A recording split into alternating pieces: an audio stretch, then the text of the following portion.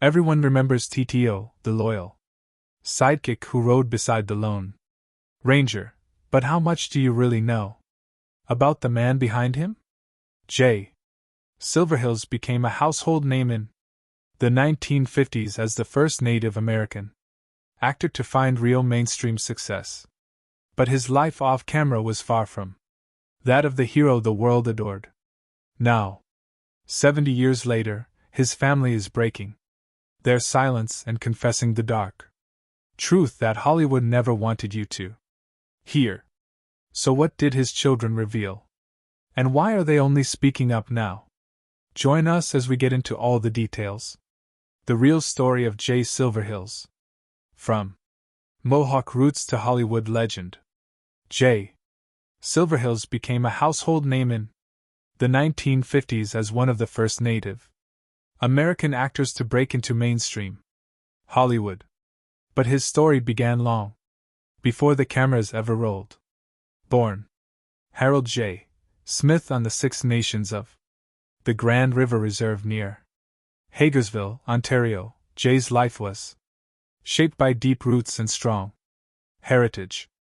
He was the grandson of Mohawk Chief A.G. Smith and Mary Wedge and one of 11 children born to Captain Alexander George Edwin Smith and Mabel Phoebe Dockstader. His father carried Kaunga blood while his mother came from Mohawk and Seneca lines, a mix of courage and pride that ran through every generation of their family. His father was a decorated soldier wounded while fighting in some of World War I's bloodiest battles, some in Ypres. Jay was just 4 years old at the time, watching his father return home, not just as a hero, but as a man who had stared death in the face and survived. Later, his father went on to train Polish-American recruits for the Blue Army in France, stationed at Niagara-on-the-Lake, Ontario. That kind of strength and discipline left its mark on young Jay. Before Hollywood ever came calling, Jay Silverheels was already making a name for himself, not on screen, but on the field. He was a natural-born athlete, fierce and focused, and lacrosse became his first stage.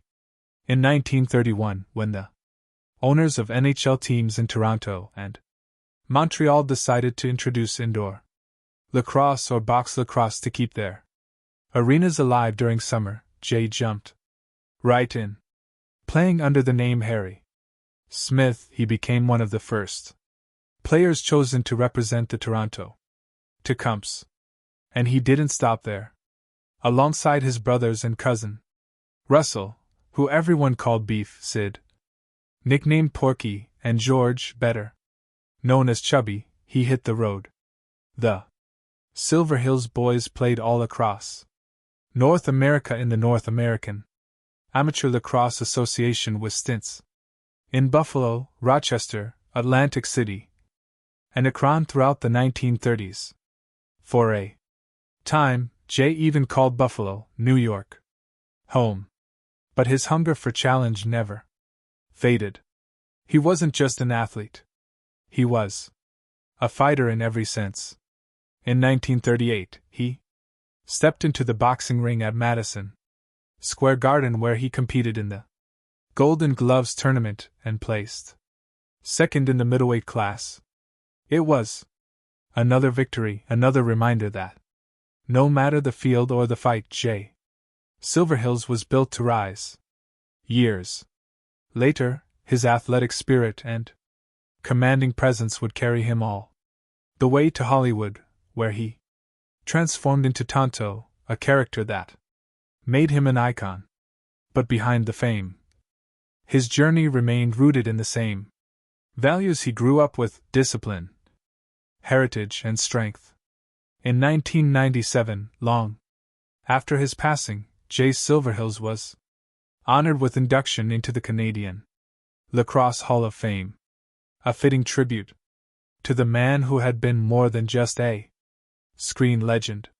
He was a trailblazer, an athlete, and a proud representative of his people. The rise of Jay Silverheels. How a lacrosse player became Hollywood's legendary Tonto. Jay Silverheels went from an athlete on the lacrosse field to one of Hollywood's most recognizable Native American faces. His journey wasn't planned, and it certainly wasn't easy, but it was unforgettable. It all started in 1937 when Jay, then still known as Harold J. Smith, was playing box lacrosse in Los Angeles. During one of his games, his athleticism caught the attention of actor Joey Brown, who was so impressed that he urged Jay to take a chance and do a screen test. That one suggestion changed everything. That same year, Jay found himself stepping into a completely different world, the movies. He began as an extra and a stuntman, working under names like Harold Smith and Harry Smith. The pay was modest, the hours long, but he was learning, watching, and adapting. And somewhere along the way, the athlete known for his speed and grace on the field adopted a new name, Jay Silvers, the nickname he had earned during his lacrosse days. It stuck, and soon it would become legendary. By the 1940s, Silverheels was slowly carving out a place for himself in Hollywood. He started landing roles in bigger films, first in I Am an American in 1944 and then in major productions alongside some of the biggest names of the era. He appeared in Captain from Castile with Tyrone Power in 1947, Key Largo with Humphrey Bogart in 1948, and Lust for Gold with Glenn Ford in 1949. By 1950, he starred alongside James Stewart in Broken Arrow, a film that would help shape his reputation as one of the few Native American actors who could bring real dignity and depth to indigenous characters. The momentum did not stop there. He went on to appear in War Arrow with Marino O'Hara and Jeff Chandler in 1953, The Black Dakotas in 1954, Drums Across the River that same year, and Walk the Proud Land with Audie Murphy and in Braftoft in 1956. He even worked with comedy legend Bob Hope in Alias Jesse James in 1959 and later with Johnny Crawford in Indian Paint in 1964. His face became familiar, his presence steady. But his biggest break came when he landed the role that would define his legacy: Tonto, the faithful partner to the Lone Ranger. From 1949 to 1957, the Lone Ranger series made Jay Silvers a household name.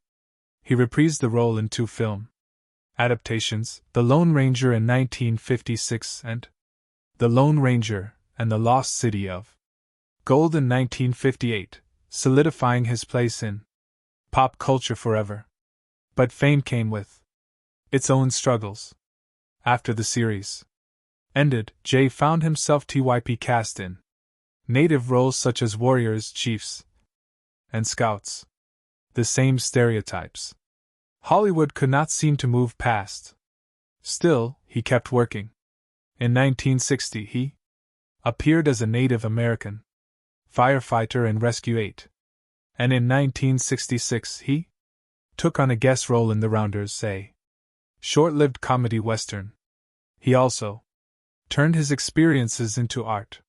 Jay began writing poetry inspired by his upbringing on the Six Nations Reserve, and even recited his work on television. He was not just an actor. He was a storyteller, keeping his culture and voice alive through words when Hollywood would not give him the chance.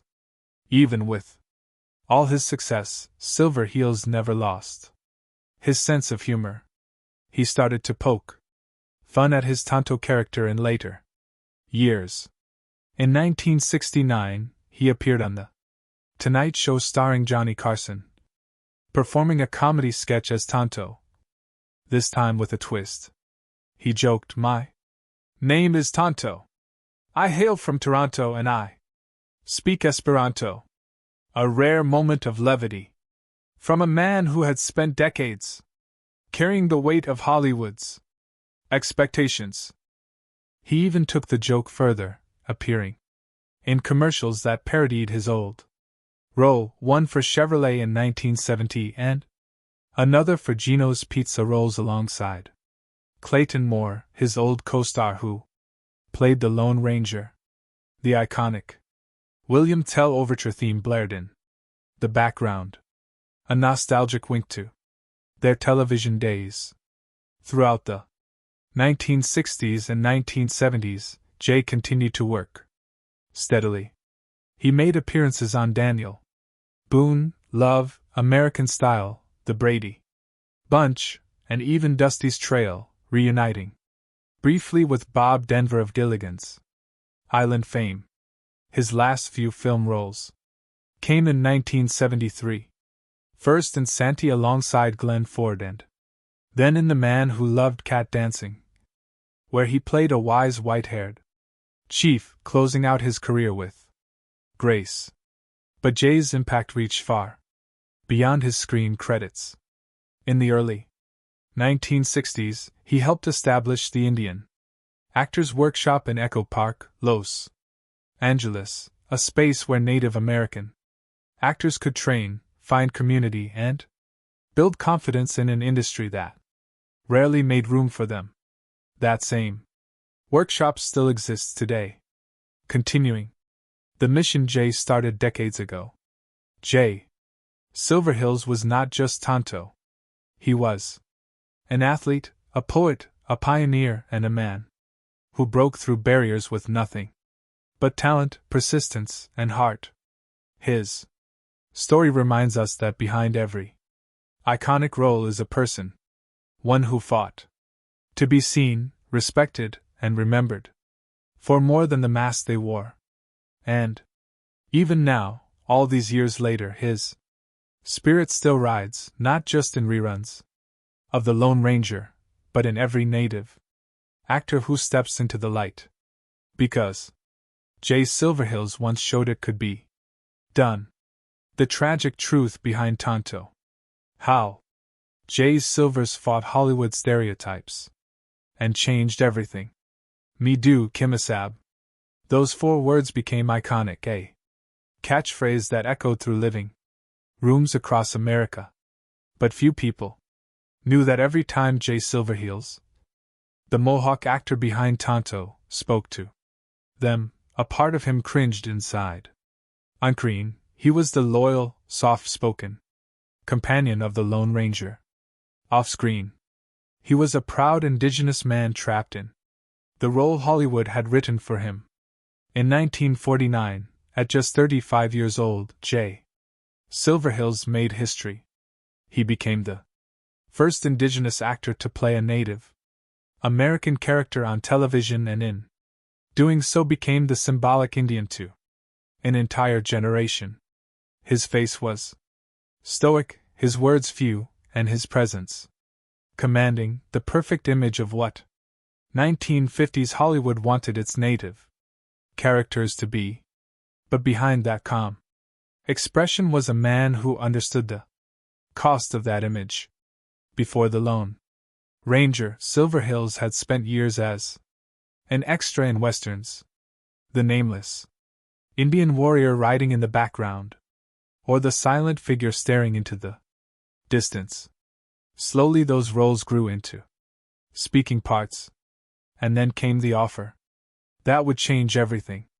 Tonto, the faithful sidekick in the first Western series ever made for television.